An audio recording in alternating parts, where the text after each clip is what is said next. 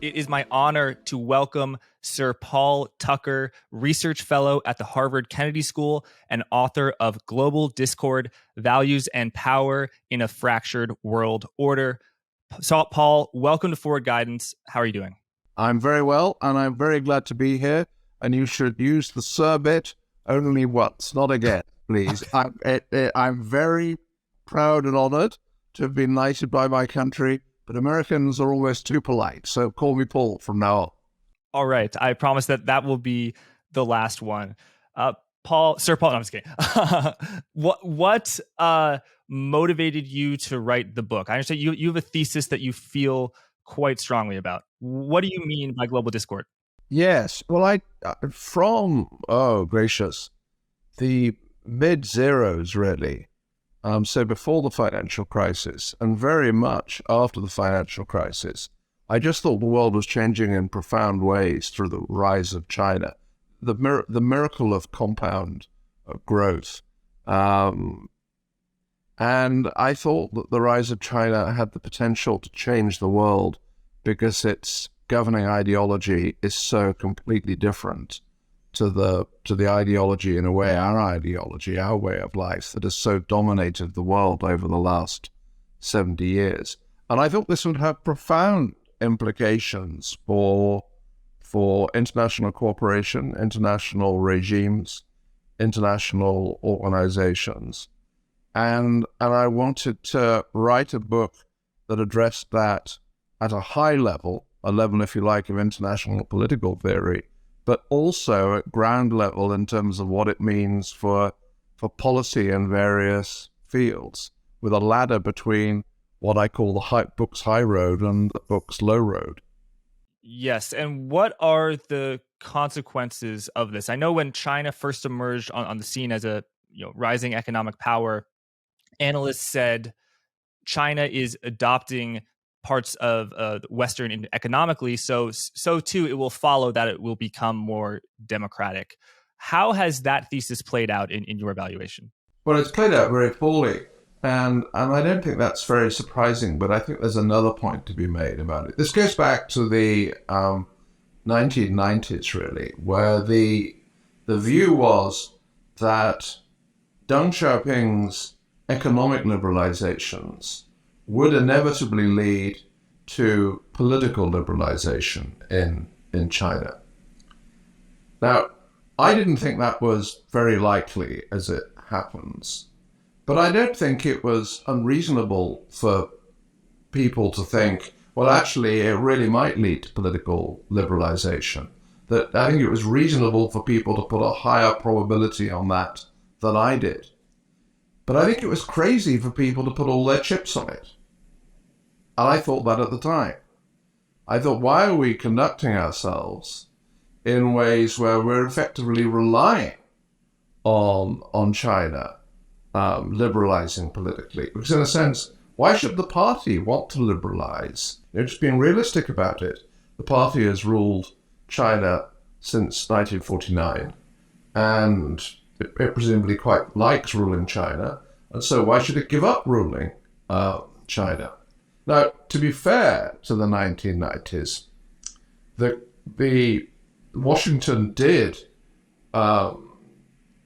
pursue closer security ties with Tokyo and South Korea, and that was a sensible thing. But in the economic sphere, I think that policy from the West was China's going to become like us.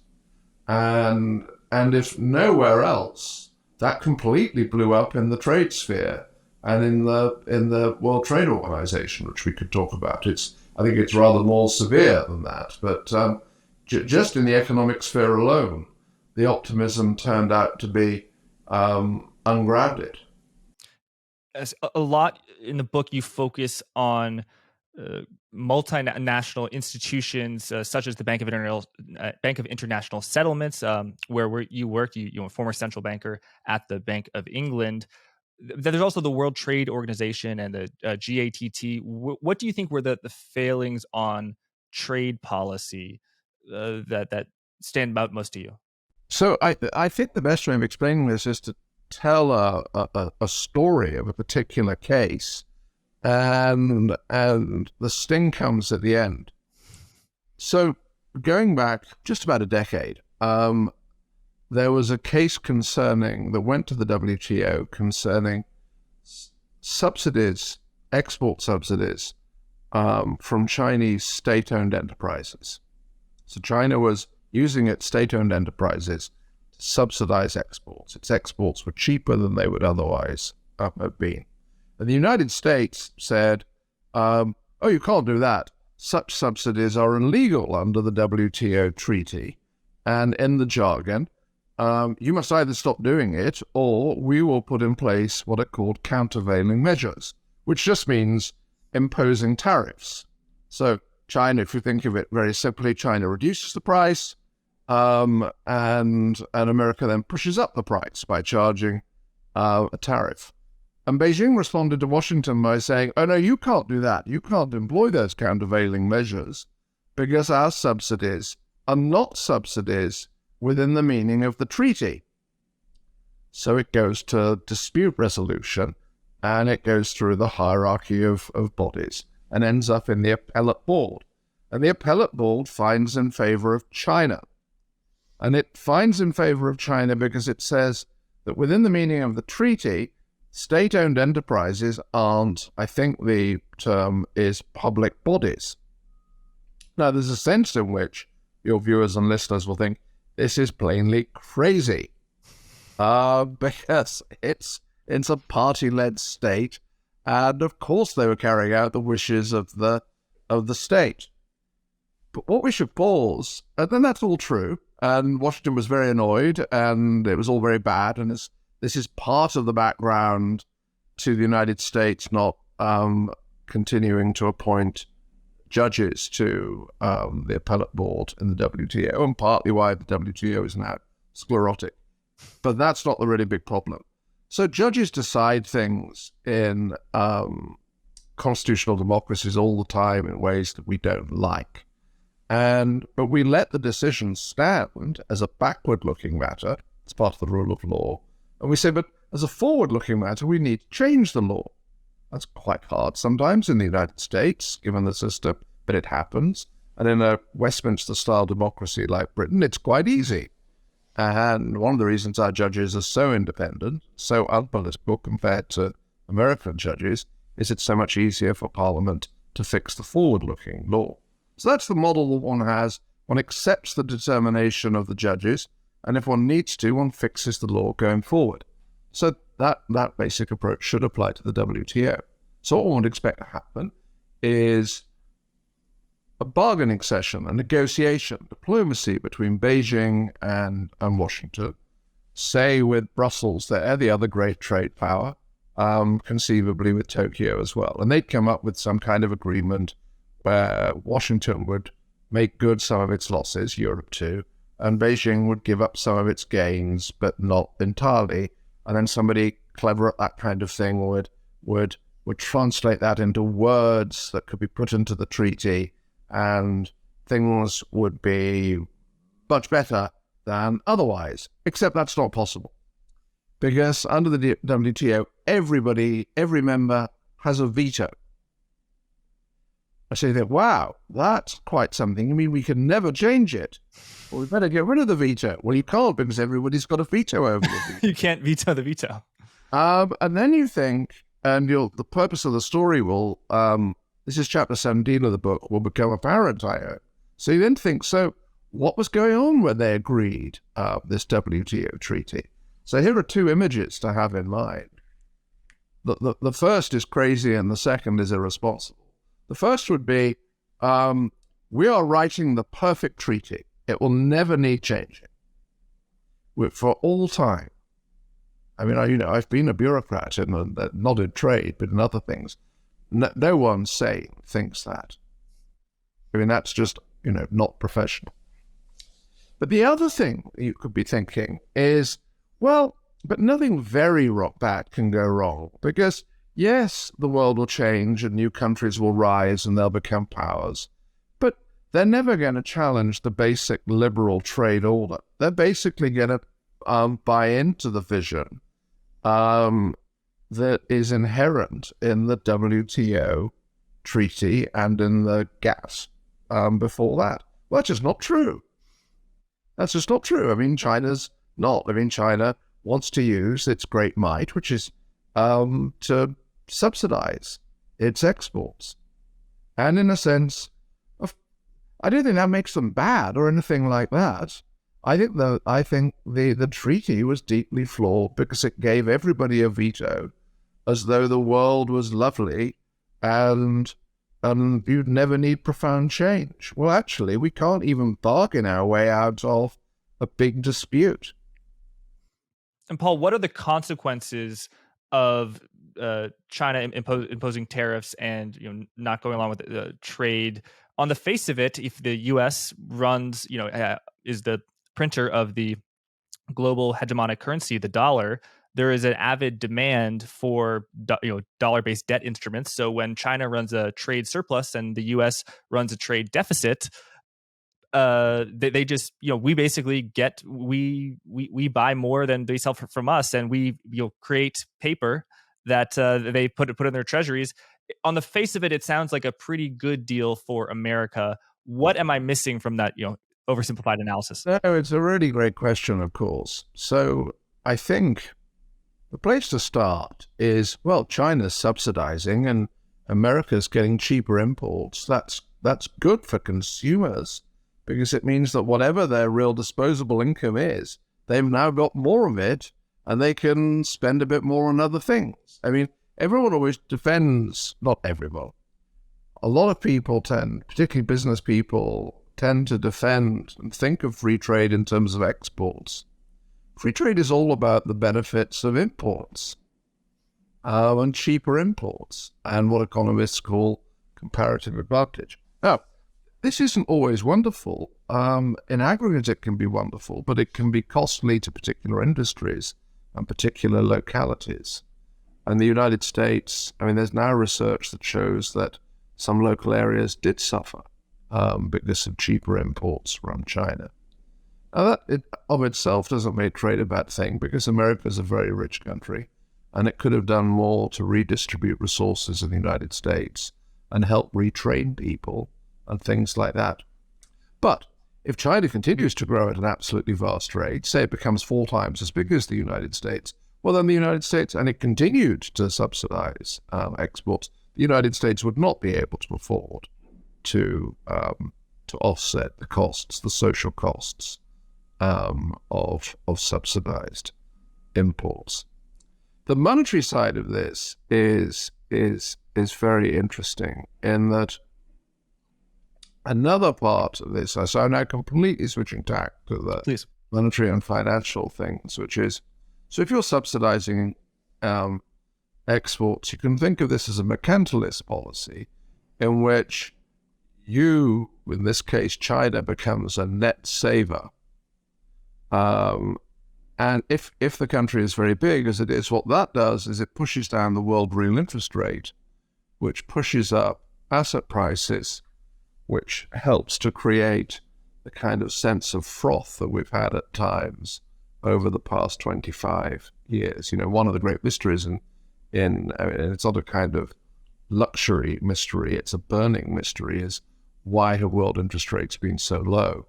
And one of the explanations is that China, and after the 1990s crises, other East Asian countries have become massive net savers. And so the world real interest rate needed to fall to bring them into balance. The other part of it, of course, is the counterpart to the China's surplus, which isn't so big anymore, was cumulative external deficits in the United States and my own country, the United Kingdom. And that can't go on forever. There is a point at which that would become unsustainable, and where and suddenly people would flip from thinking the dollar's the world's safest and most liquid asset to maybe the United States isn't going to be able to service its debts. We're nowhere near that point. Mhm. at the moment. And we've seen over the last week, again, a kind of rush into treasury bills during stressed market conditions. But it is important always to remember that just as governments can't run deficits beyond their capacity to repay one day, so countries can't either. And so these imbalances in the world economy during the 1990s and 2000s were problematic. And the IMF, the G20, all sorts of fora tried to get back to a better position, which essentially involved China consuming more at home and America and the UK and others consuming less at home. And none of it ever came to anything. And I discuss why in the book. But I mean, what I would say is that people always say mercantilism is bad for people. It's pretty good for the mercantilists, actually. I mean, I used to have this debate with Bank of England staff, and they'd say mercantilism is crazy. Why are they doing it? And I'd say, well, mercantilism isn't crazy for the mercantilists. Travel around part of the British countryside, and you will still see families living in splendid houses on the back of mercantilist policies in the first part of the 18th century. Right. And Paul, just help me and my audience. Mercantilist policy is when a government intentionally exports more than it imports. And yeah, export-led growth. Hamilton pursued this policy for the United States. Britain pursued it for a little while in the 18th century. But I guess in many respects, Britain is the ideological home of free trade, certainly from the 19th century onwards.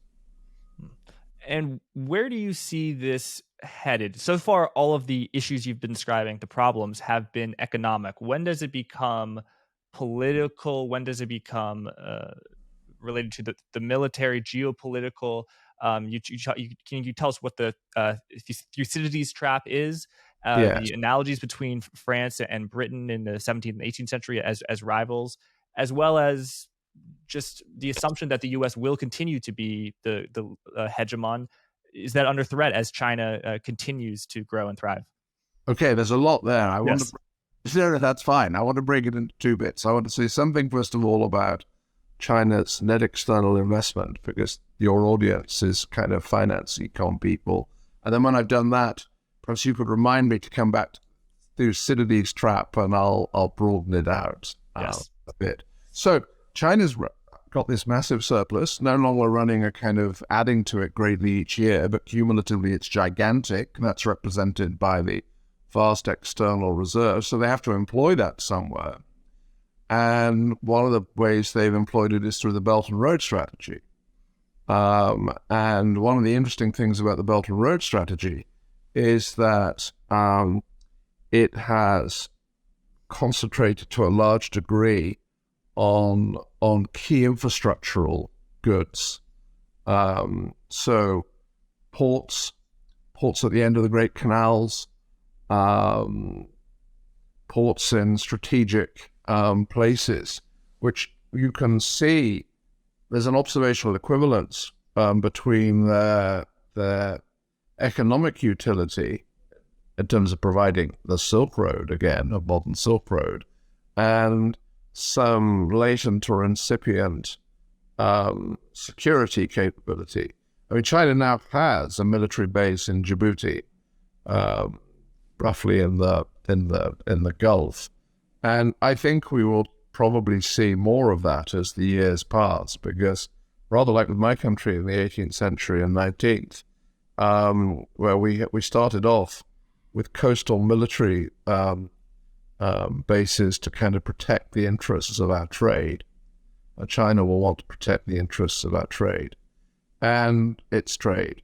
This is incredibly important. Something this will bridge to the Thucydides trap, perhaps.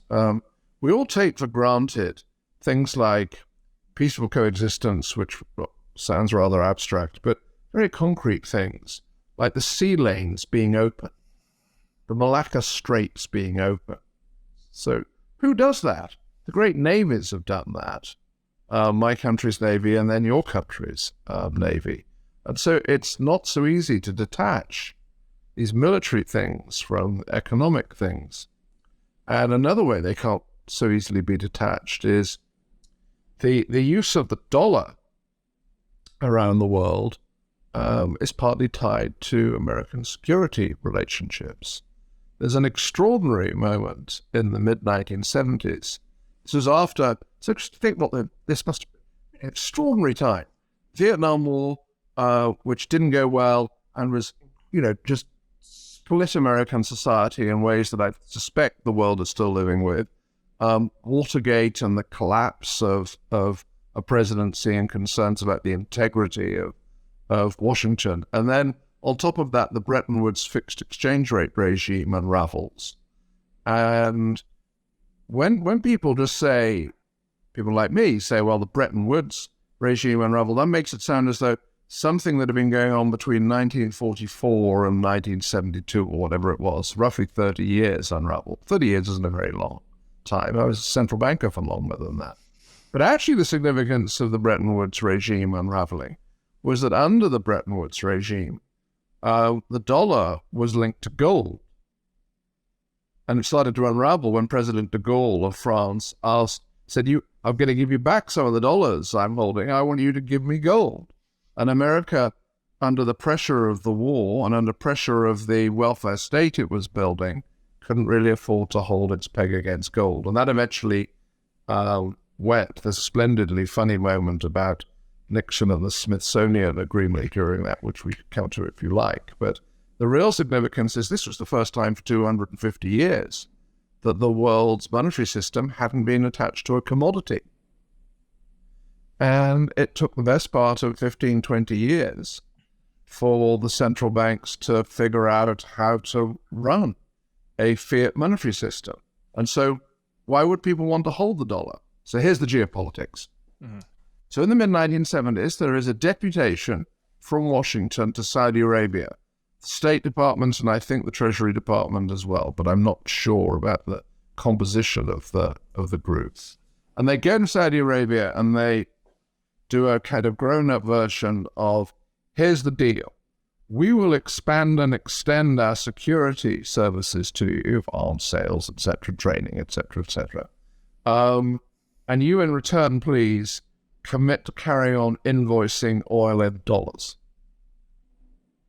And, lo and behold, 50 years on, we hear stories of, well, maybe Saudi Arabia is thinking about invoicing some oil in renminbi, or maybe Iran's going to invoice. And this sounds so techie, so business pages of the journal or the FT, but actually it's so massive for how everybody lives.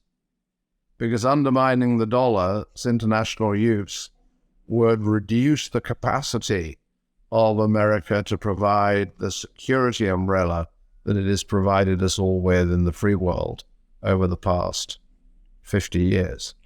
Paul, just help me understand, what was it about the fall of the gold standard, the depegging of the dollar from gold, that necessitated that foreign non-U.S. countries invoice trade in dollars, hold U.S. assets, create U.S. liabilities?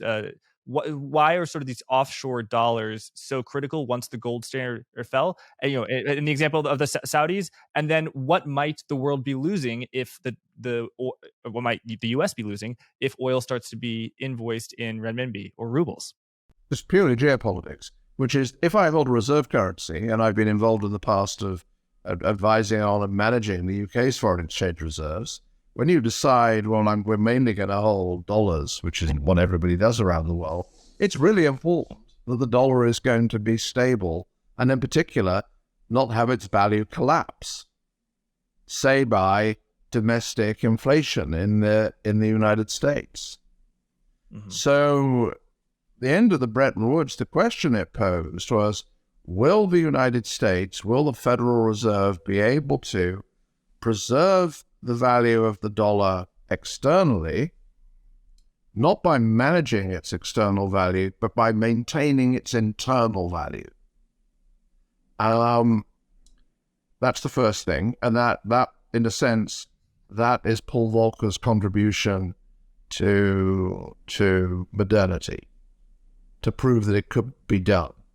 And Alan Greenspan's contribution was to show that this wasn't idiosyncratic to Paul, that actually it was possible for an organization to do this. Slightly forgotten how, which we may come back to a bit later. And then the question is also geopolitics. Well, you want your currency to be widely used. When sterling was there, when the UK was, if you like, the hegemon during parts of the 19th century, it had security relationships all over the world that involved the use of sterling. And that continued for much of the 20th century. People always find it remarkable that sterling continued to be used even after, so widely internationally, even after the United States was so much bigger. But the answer is the value of inertia and the network effects and our security relationships around the world. Distant past now. So that's what was going on in the mid-1970s. But it does have, it's another reason why this leads to the same so-called Triffin problem. Well, the United States needs to be able to sustain. People need to be able to believe that it can honor all of those dollar liabilities around the world.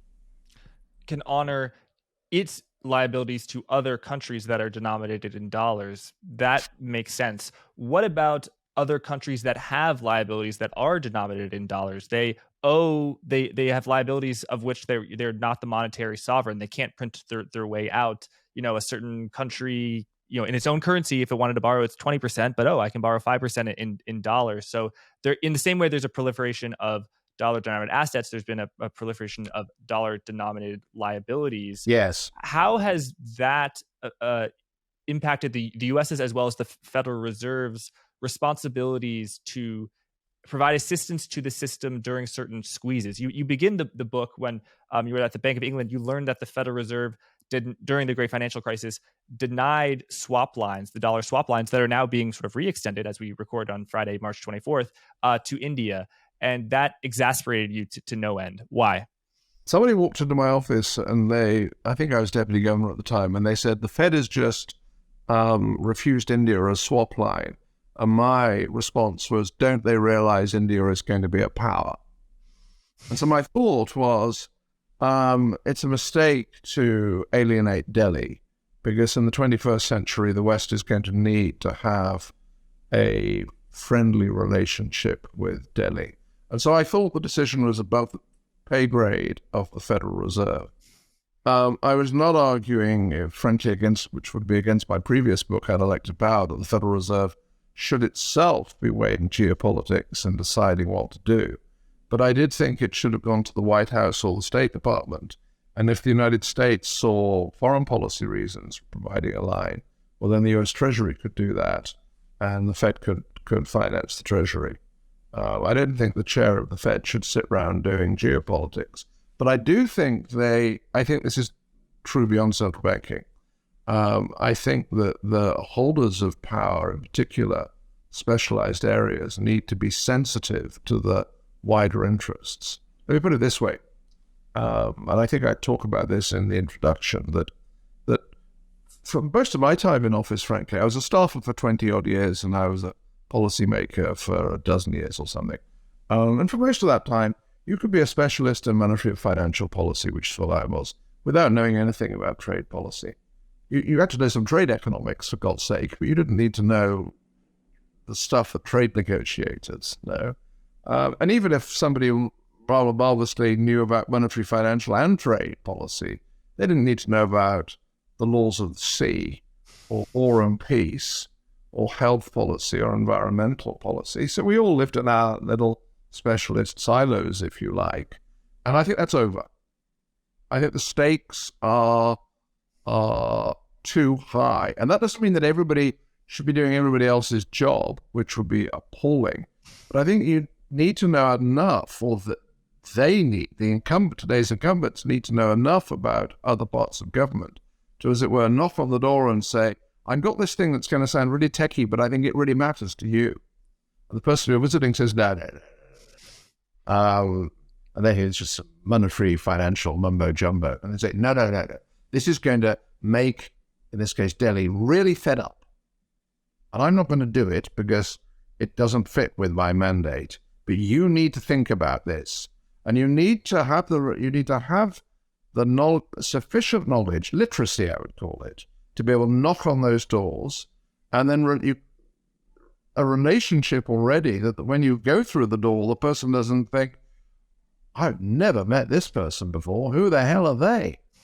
So this is kind of metaphorical. And I just think that matters enormously. I'll give you an example now of how a live one in the United States.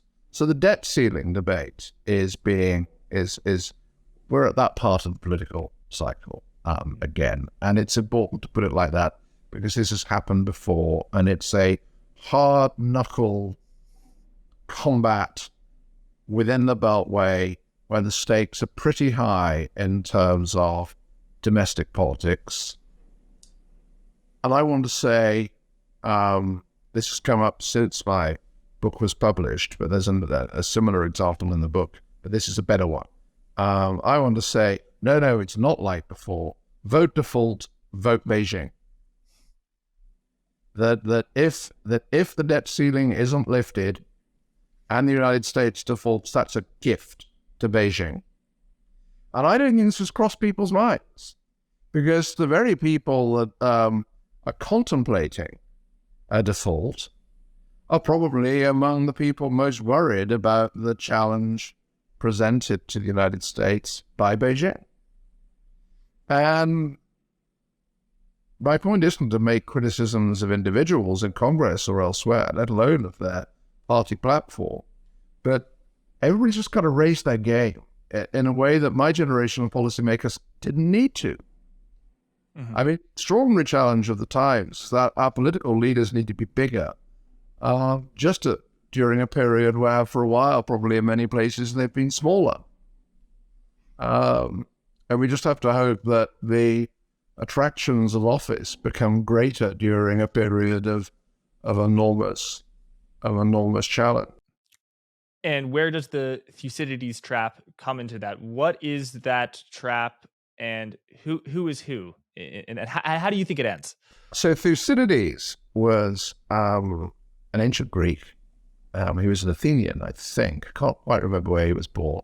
And he wrote a book, an extraordinary book, about the Peloponnesian War between Sparta, which was the established power, and Athens, which was the rising power.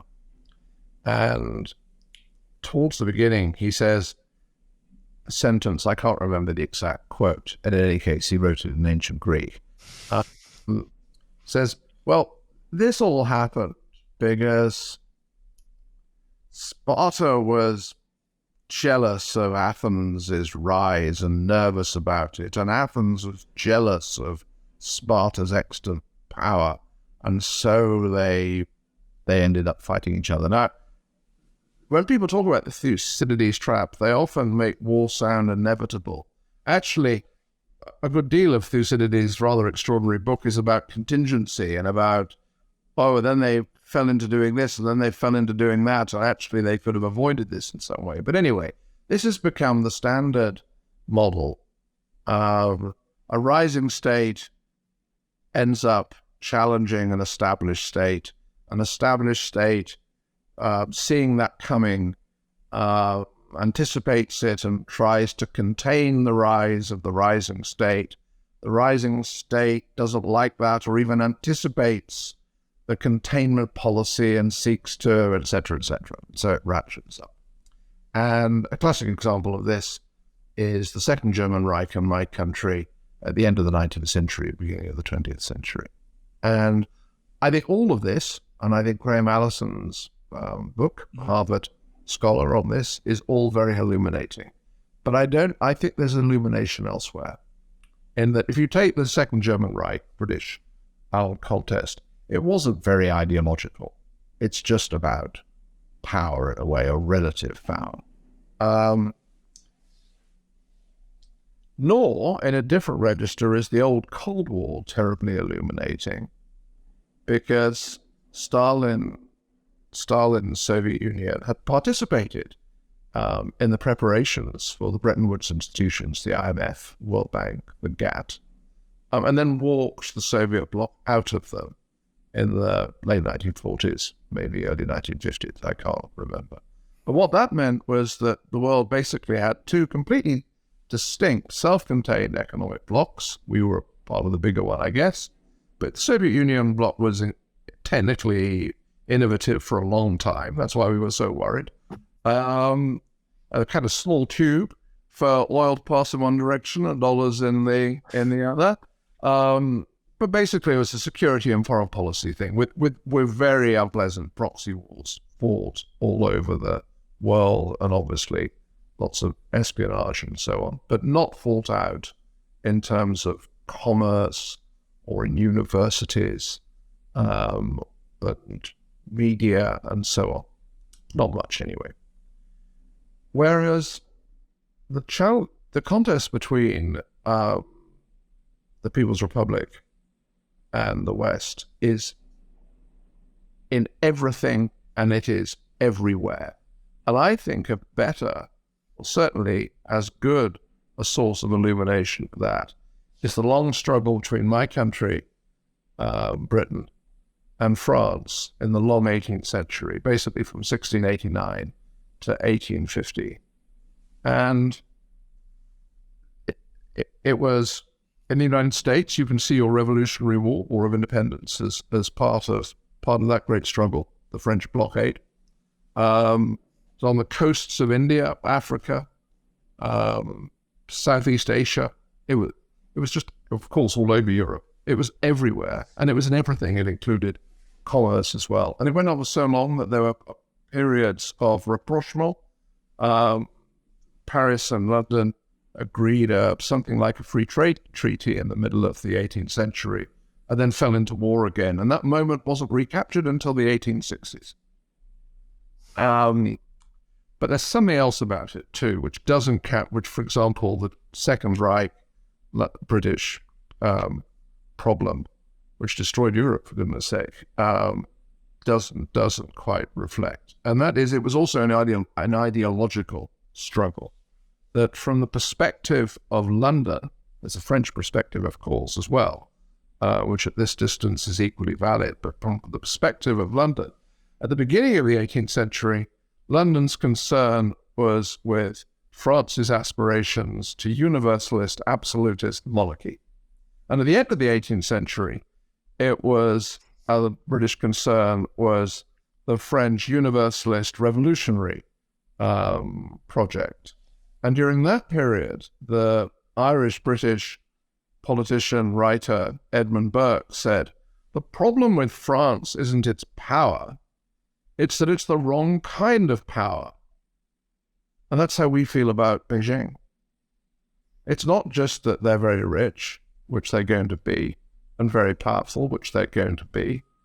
And it's not just that they're now the world's biggest trading in goods, biggest trading country, and doing so all over the world. It's that their ideology,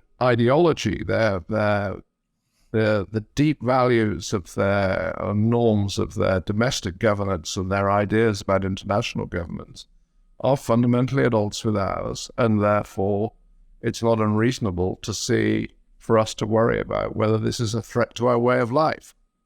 And I think that's what was going on between Britain and France at various moments. Thank you. So you said the Second Reich, not the Third Reich, the Second Reich, it was less of an ideological battle between Britain and Germany. Yeah. Whereas between Britain and France, before that, it was ideological. Now, the brewing conflicts between the United States and China is ideological in nature. It is everywhere at once. What is the ideology of the Chinese Communist Party right now? You said the People's Republic of China. With Chairman Mao, that is communism. It is, based on Marxism. People, familiar with that. But the revolution of Deng Xiaoping, we're introducing markets. It's okay to be rich. What is the philosophy now?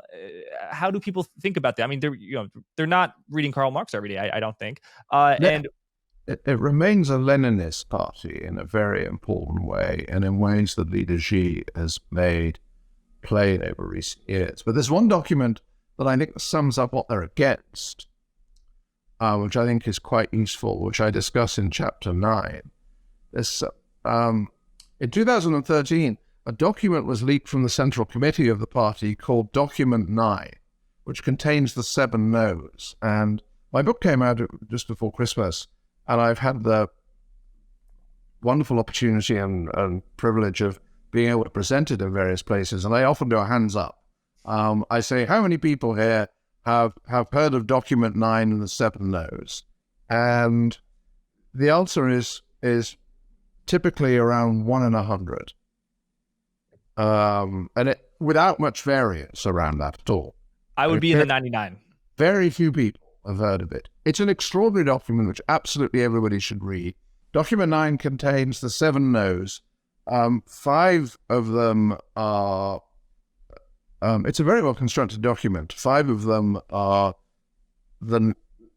saying no to constitutional democracy, to freedom of the press, to a free market, to a total free market, to universal rights, to basically liberal values in the European sense of liberal. Whenever I use the word liberal, I mean the European sense of liberal, not the American sense of left wing. It's you really ought to return to the European use of the word. It's probably too late. You mean liberal in the tradition of Adam Smith? That makes sense, but not. So they're against all of these liberal values, but they're not against private markets, and they're not against individuals becoming wealthy via ownership of financial assets, so long as they toe the line. Yeah, and so the final 2 no's, 6 and 7, are basically no to criticizing the party state. And it's everyone should read this document. Those who can should read it. Those who can should read it in Mandarin.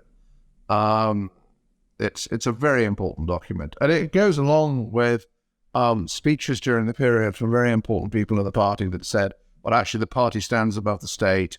The party stands above the constitution. The rule of law in China means the rule of the party. It's, we just shouldn't. So, for those people of the 1990s that thought, it's not only might they become like us, but they're pursuing economic liberalization and therefore they're destined to become like us, and we should put all of our chips on that. Document 9 is a pretty comprehensive refutation of that policy, and I don't think we should be surprised. But as I said before, my criticism is putting all our eggs in the other basket. And how the relations with the U.S. and China proceed, you envision 4 possible outcomes that if people want to know more about, they've got to read the book. I recommend it. It is Global Discord, Values and Power in a Fractured World Order. So that's the first 18 chapters. Paul, I want to ask you about chapter 19, which is about your old life, your previous life as a central banker, and it is about the Bank of International Settlements, what central banker conferences are actually like, the gubernatorial collegiality, people getting along, doing all sorts of deals. And so I want to ask how those principles and issues that you discussed in chapter 19 apply to central banking today, where inflation accelerated beyond anyone's really wildest dreams in 2022. Central banks perhaps were a little bit behind the curve. And now those in order to get ahead of the curve, those rapid interest rates, rapid rise in interest rates is causing financial instability. We've had 2 U.S. banks, regional banks, being taken over by the FDIC. The Federal Reserve has to extend another program to lend to regional banks. Hopefully that works. We're in the process of that now. We'll see. And then Credit Suisse, that European giant Swiss bank, had to be taken over by UBS. What are your thoughts as a former central banker on what's going on right now? Well, let me say, first of all, as a way of bridging to that I think the discussions in the Basel Tower these days and in the IMF and elsewhere can't be as straightforward as they were when I was sitting there and later on chairing some of the committees there. precisely because of these geopolitical tensions. That something we didn't mention during that part is South China Sea, China's fantastically assertive. Everybody that's watching this should at least once a week top up their news on what's going on in the South China Sea and the North China Sea. So I think it will just be imagine having a discussion in Basel about cyber risk or the G20. That's quite tricky, actually. So you've raised three things. One is inflation. So my own view is that the central banks didn't need to continue QE on quite the scale they did during the whole of 2020. My view is that, this is without hindsight, my view is that when the Biden administration launched the very large fiscal stimulus in 2021, the Federal Reserve should have raised interest rates a bit. So I've got them stopping QE in the middle of 2020. And I've now got them raising interest rates in 2021. In parts of Europe, the labour force shrank very sadly because lots of people have got long COVID, and other people have chosen to retire early, all of which is kind of part of that is sad and part of it not so sad. That reduces the labour force, and therefore aggregate supply is on a lower path, and therefore you need to push aggregate demand onto a lower path, so you need to have tighter policy. But instead they said, no, they carried on stimulating. It wasn't just that they were sitting still, they carried on stimulating policy during this period. And then they said inflation was transitory. And I think there was quite an important symbolic mistake during that period, in that they didn't sound very concerned about inflation. And I think that's a great hazard for a central banker, because you must always be concerned about inflation getting out of control upwards or downwards into deflation. It's symmetric. But people talk about the anchor. The anchor is the committee. The anchor is the men and women on these committees. And people need to feel completely assured that they care about maintaining the anchor above everything else. And so I think that there have been unforced errors in monetary policy, and that they're now playing catch up. And I think the markets and others have found that difficult, because after many years of forward guidance, people often criticize QE, and I would be critical of QE for going on so long. But I think people don't criticize forward guidance enough. Forward guidance is a form of addiction for the market. They'll tell us what they're going to do, and they'll tell us what they're not going to do. Well, as soon as policy moved away from the zero and lower bound, actually we were back to a world where the so-called forward guidance wasn't a commitment, it was a prediction. But it was a prediction when they didn't know what was going to happen in the world. Where people we've now got this stupid expression, data dependence. I mean, what you're meant to do as a central bank is sit around in your office reading data because you don't know what's going to happen. But what you do form a view on is you have an expectation, and you have some uncertainty around that central expectation, and you have to form a view on the balance of risks. Are they to the upside or are they to the downside? You can have different risks for growth and inflation. And I think if they stuck to those old techniques of communicating and therefore thinking about monetary policy, we wouldn't be quite where we are, because they would have been somewhat more preemptive. The banking failures of the last fortnight or so are concerning and remarkable in some ways. I want to be backward looking on this. I don't want to say anything that could add to the noise about what is going on at the moment, because I don't have all the information of those sitting in office. But I do have things to say about how we got to this place, and I'm afraid they're somewhat critical. So in the United States, we've seen a large regional bank kind of fail,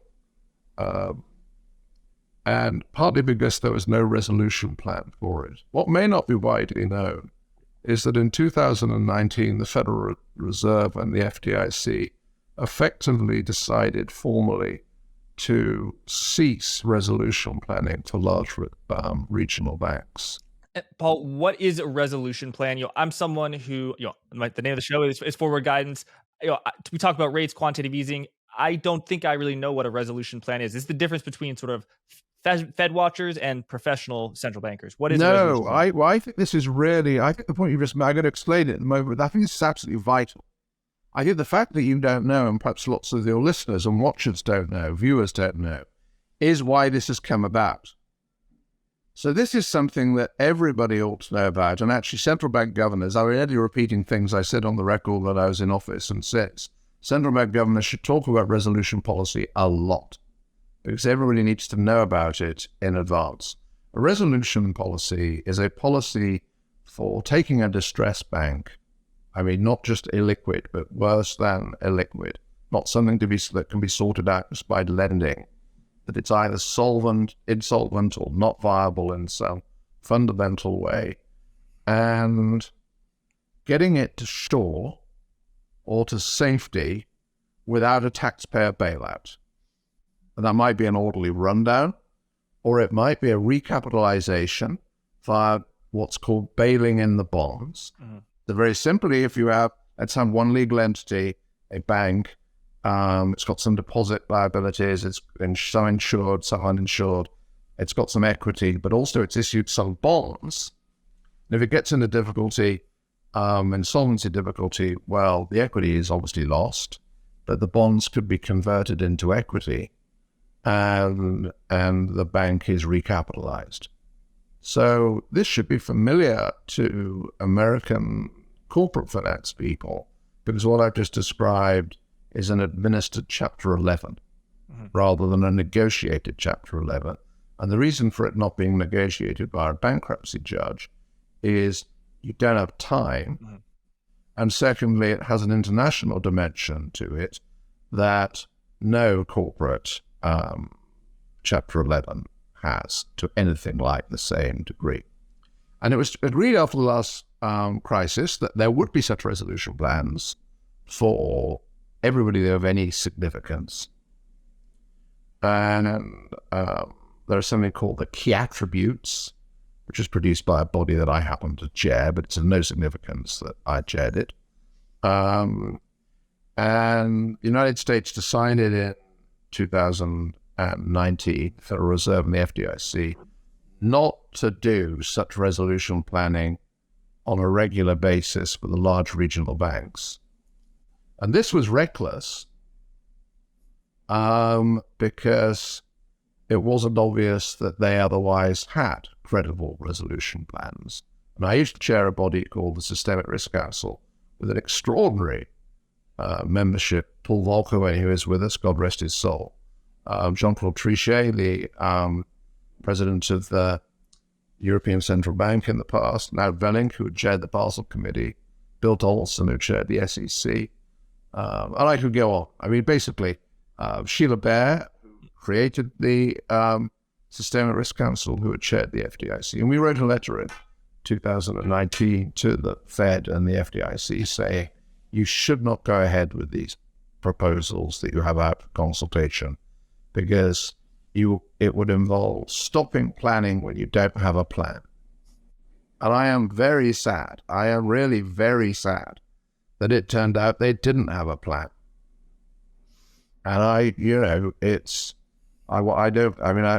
will say angry things if I carry on. So I think I'll leave it there, but I think there's some accounting to be done. This was SVB is a pretty simple bank. I mean, plainly an incompetent bank that didn't even manage to protect itself against interest rate risk by swapping its fixed rate assets into floating rate. And the supervisors have some questions about that as well. People are saying, I don't know whether it's true, that the United States also chose not to implement the 2016 guidelines on interest rate risk in the banking book. I don't know whether that's true, but lots of people are saying it. and people are circulating charts that show that European banks, which apparently in Europe the guidelines were implemented, that these charts show that European banks apparently have much smaller interest rate exposures than many US banks. So the resolution stuff was a bit new. This bit isn't new. This isn't all lessons post the crisis. This is SNL crisis stuff. Savings and loans in the 1980s and 90s, But this is just the history of banking. Yes. I mean, this is stuff people have known forever. And on Credit Suisse, which is what people call a global SIFI, systemically important bank, there was a plan, what's called single point of entry resolution. And that will have been a plan that I assume was maintained in close cooperation with the jurisdictions of the main Credit Suisse subsidiaries, which I guess, but don't know, are the United States, United Kingdom, and somewhere in Asia, and somewhere in continental Europe. And they didn't use that plan. And that the chairman of the Swiss National Bank was quoted in the Financial Times yesterday as saying words to the effect, well, resolution is only useful during normal times. And I want to believe that he was misquoted, because I don't see how anyone could think that sentence. I mean, if one of the top 20 financial institutions in the world is failing, it is not a normal circumstance.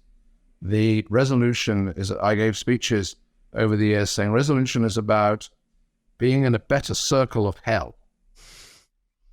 And, there's a risk that that image trivializes it, and I don't mean to. I mean, my generation did better than the generation of the 1930s. We did not have the Great Depression again. And that is something to be grateful for, and something which in a kind of small way I'm proud of having been part of. But we said that the next generation can do quite a lot better than us, because we're leaving them with this technology where you don't have to use taxpayers' money to bail these people out. Paul, I just want to make sure I understand the let's say the takeover of Silicon Valley Bank by the FDIC.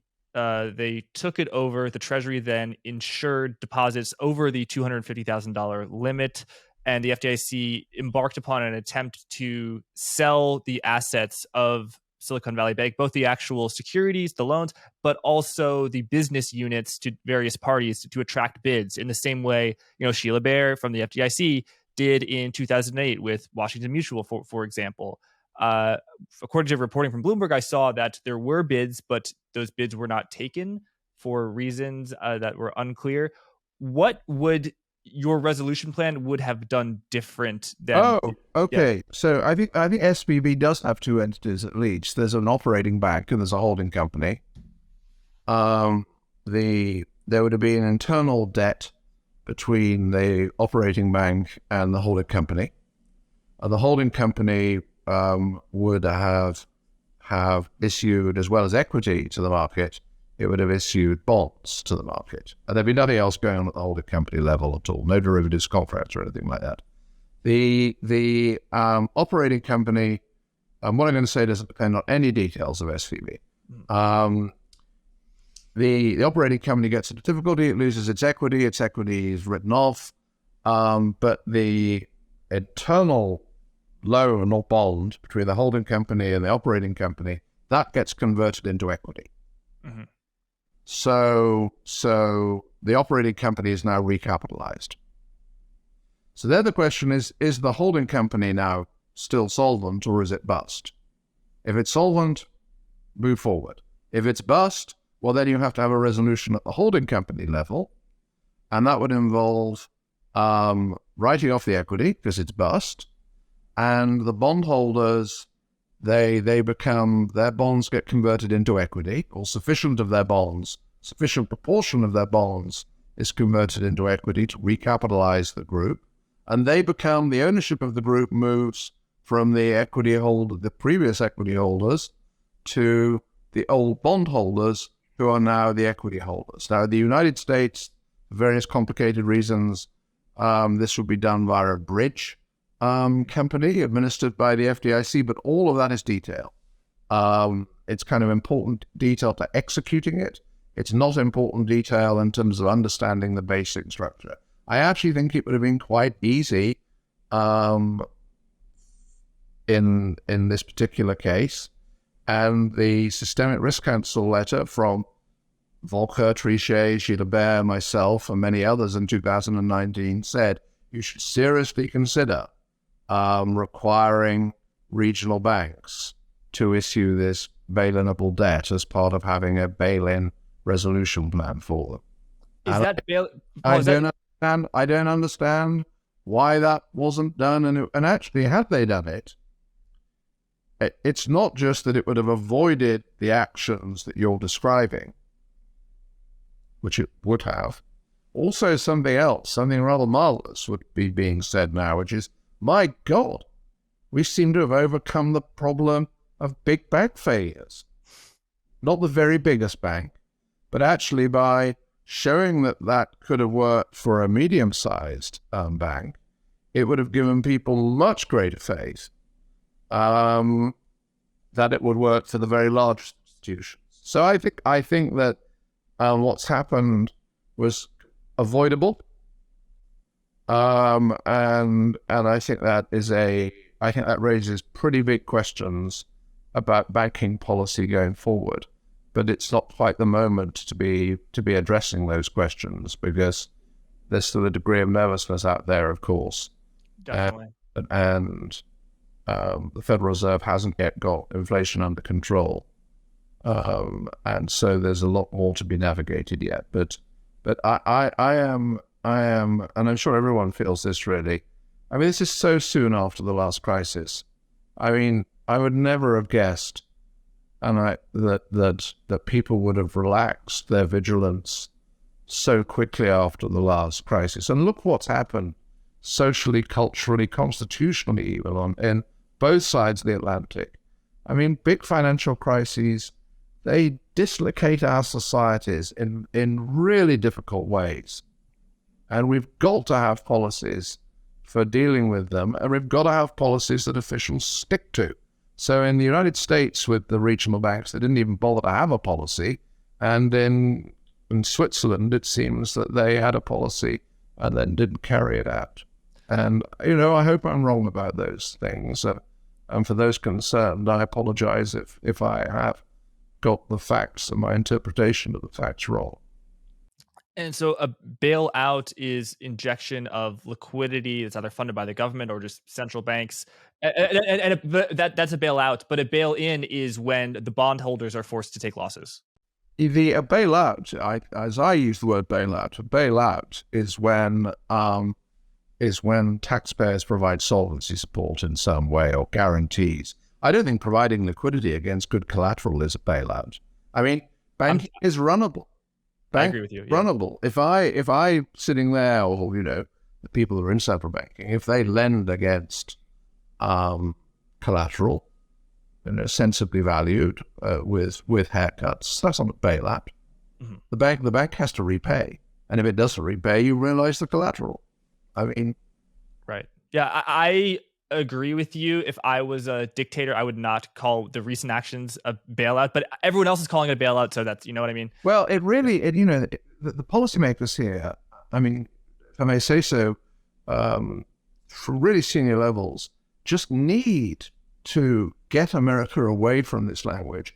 And the best way to do that is to talk about these issues during financial peacetime. Mm-hmm. Yes. Too many speeches about monetary policy, many of which turned out to be not very enlightening, as it happened. It's just bad luck. And not enough speeches about this kind of thing. And yet when it happens, it's the most important thing ever. Yes, it is. And good crisis management is made during financial peacetime. It is not made in the midst of crisis. One can, banks aren't new things. No. And that, Thornton at the end of the 18th century wrote instructively about this. My predecessors in the Bank of England in the canonical crisis in 1866 wrote instructively about this. And the time for debate and discussion and, the best sense of the word, education, is during financial peacetime. And I hope that going forward, the leaders of the Fed and at the ECB and elsewhere will talk about resolution policy during financial peacetime. Because why do we regulate and supervise banks at all? It's because of the costs of failure, the prudential regulation, not the conduct regulation. Well, we should work backwards from what are we going to do when they do fail. No one's ever going to supervise, although it's possible that banks weren't supervised well here. No one's ever going to supervise banks well enough to prevent failure. So policy has to be reoriented to what will we do when there is a failure, and how does that, we need to convey what we will do in ways that shape incentives. Because the bondholders should have been charging, in the structure I'm describing, the bondholders would have been charging a premium, and that would have provided a signal of some deterioration. Whereas in the equity market, it's wonderful, but the equity market is populated by optimists. Yes. Till they're not. Bond markets are popular. Corporate bond markets are populated by people that have a better balance between pessimism and optimism, because they've got some risk, so they don't get repaid. And we need somehow, my aim when I was involved with this was, to put it in a kind of slightly silly way, was I really wanted banking to be part of capitalism, to be part of a market economy. And that should remain, I think that should remain the goal. Because if not, somebody is going to say persuasively, we just got to break all of these things up. I believe you referenced Walter Bagehot, who had to say that central banks should lend freely against good collateral at high levels of interest. If we apply that to sound institutions. To sound institutions, thank you. To sound institutions. So that is rarely. So Bagehot was writing after this crisis in 1866. And what happened in 1866 is that the Bank of England, my former shop, they let Overend and Gurney go bust. And no one that's watching this will have heard of Overend and Gurney. And Overend and Gurney was gigantic in Britain, the most powerful country in the world, in the 1860s. And then having let Overend and Gurney go bust, because it was fundamentally unsound, and they had what we would call inspectors go in and have a look to check that. A former governor and two other people went in and have a look at the books and advised, don't lend. And then, of course, there was Contingent, and then they led to everybody against good collateral, and they more or less stabilized the market. And everyone always takes from that story, I'm kind of emphasizing this rather, everyone always takes that away from that story. It's being prepared to lend against collateral.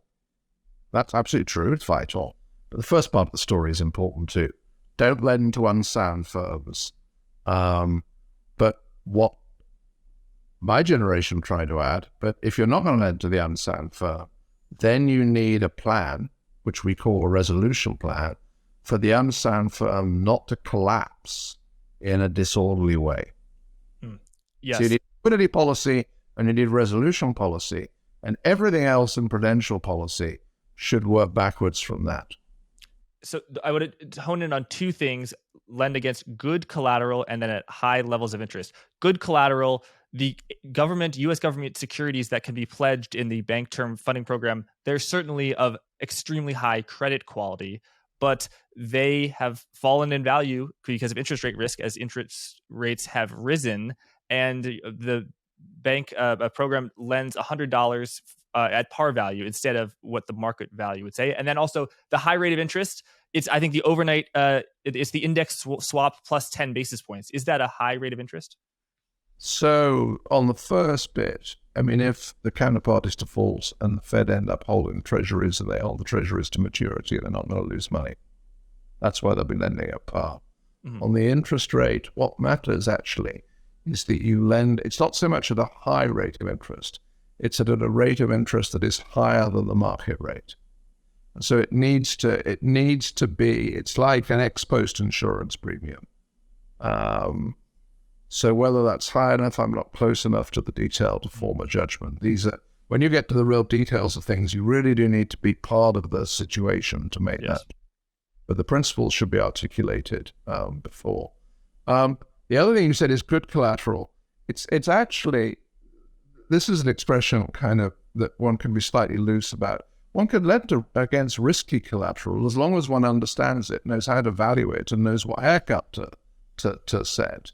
So portfolios of loans, you can lend against those as long as you are, the condition that I hope the Bank of England still has, it's the one that I authored, I think, which is, well, we should only ever take things as collateral that which we are capable of managing ourselves and we are capable of valuing. So I should have put that the other way around.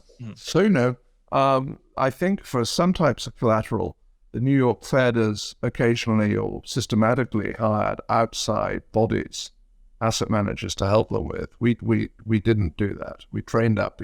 In the last crisis, we had a fortnight or so where we had a firm behind a Chinese wall teach an absolutely top quality squad of Bank of England people how to do various things. But I was firmly of the view, and so was the then Governor Mervyn King, that if we lent against collateral, we had to be capable of managing it ourselves.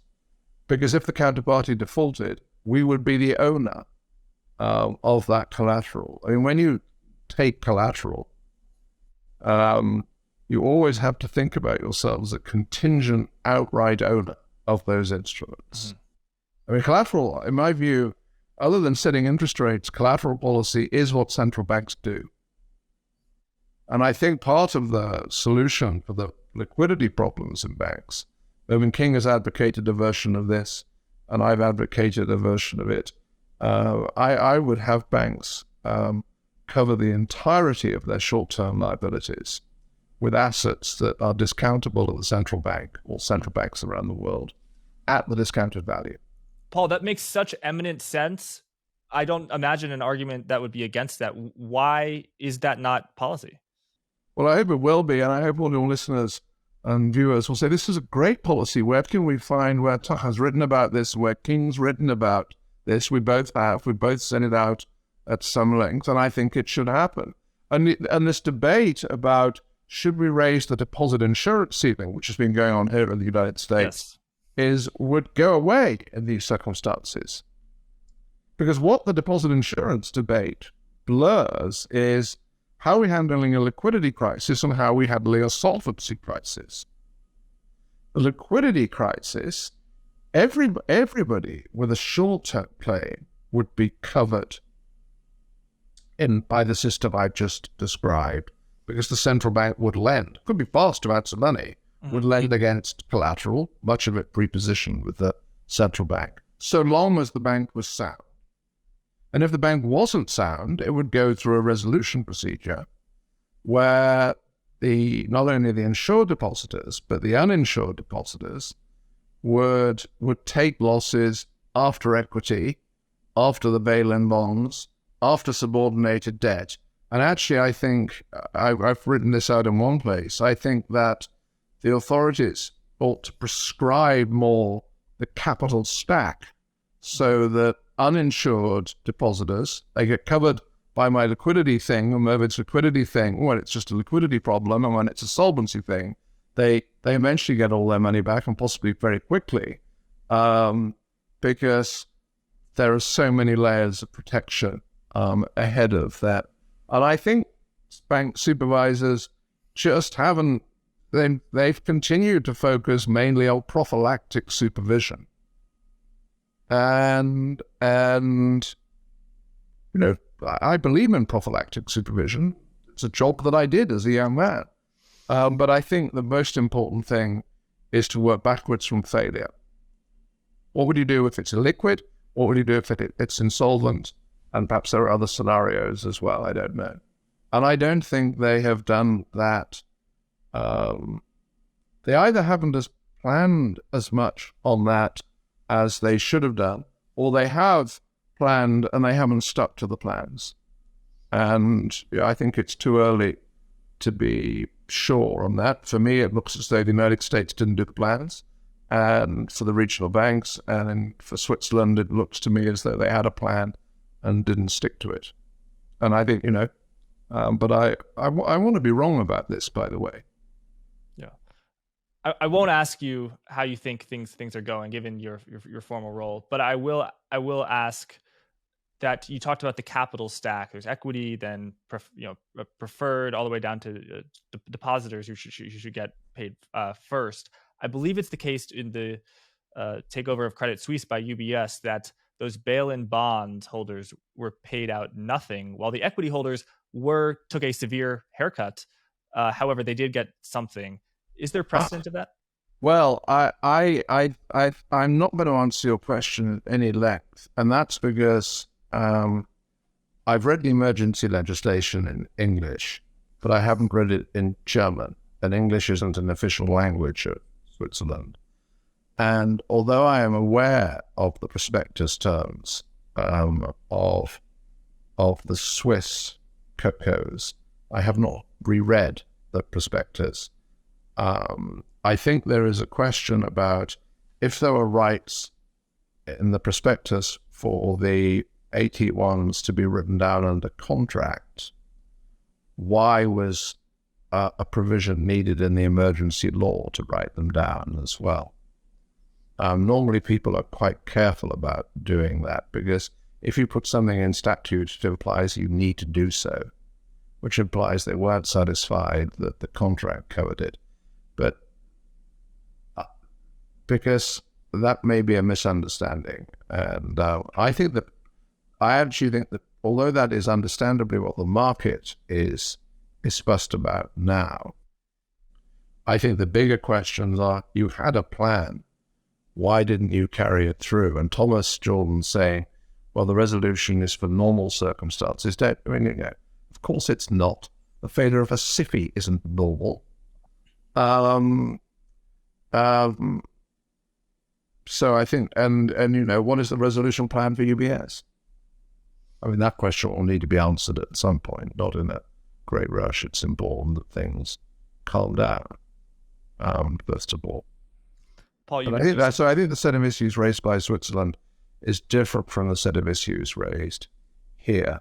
The set of issues raised here seems to me less excusable, but more easily repaired. And I want to finish on this note, if I may, which is, because this feels like two conversations. Yes. Given the geopolitics, and this is in my book towards the end, the West cannot afford another financial crisis. It cannot. What we saw last time was Beijing felt that it could be more assertive and more confident in the world. I am not somebody that believes we ought to be aggressively trying to contain China and things like that. Partly because I don't think that's at all realistic, but because we shouldn't have any problem with the Chinese people or with their civilization, which is magnificent. We've got a problem with the party and they've got a problem with us. And but the thing for us to do, we can't, they're so big and so successful and they've got so much human capital. What we can do is avoid being over-dependent, where being over-dependent could hurt us in bad states of the world. We must keep friends and allies around the world. Washington hasn't always been very attentive to that, and it needs to be persistently attentive to it with everybody, really. And secondly, we can't afford to make mistakes. Now, our biggest mistakes and problems concern democracy and discontent and things. We also can't afford to make technical mistakes, and one of them is we cannot afford another financial crisis. And this isn't the hardest thing in the world to afford. And those people that press for deregulation, not deregulation of conduct type things, which is different political parties have different views, but wanting deregulation of stability policy is to jeopardize America to jeopardize the West and our way of life. And we just got to get a grip, frankly, around the importance of stability in the financial system is as important as stability in prices. We want low and stable inflation and a resilient financial system. And this isn't some luxury. This is a precondition for sustaining our way of life. You said financial stability as important as price stability, implying that they are equal. A horrible question to have to ask, but what if central bankers have to make a choice between one? No, they won't have to. They won't have to. It's this debate about trade-offs and things. It's so silly. I mean, when there's a desperate financial crisis, aggregate demand and spending and confidence collapses. And as some of the central bankers have pointed out, they've got instruments for catering both. But when it comes to it, there's never really a clash. I think myself, I thought that at the time that when in the mid of the last decade, 2016-17, when fiscal policy was switched on effectively, and the whole job of trying to revive the economy fell to monetary policy, which itself a problem, but not something central banks could control. I thought at that point that central banks and regulators should have been increasing minimum haircuts, increasing minimum margin requirements to reduce the increase in leverage in traded markets. And those are powers they have, including in the US. And there's a kind of often people in the US say, they haven't got the powers to do this, that, and the other. And they haven't got quite as many powers as in Europe. But they've got powers to do what I've just described, and they should have done that. You're absolutely right. In a panic, lending stops, and that can be very deflationary. I just read this morning that very few investment banking deals are being done in the wake of the fall of Silicon Valley Bank.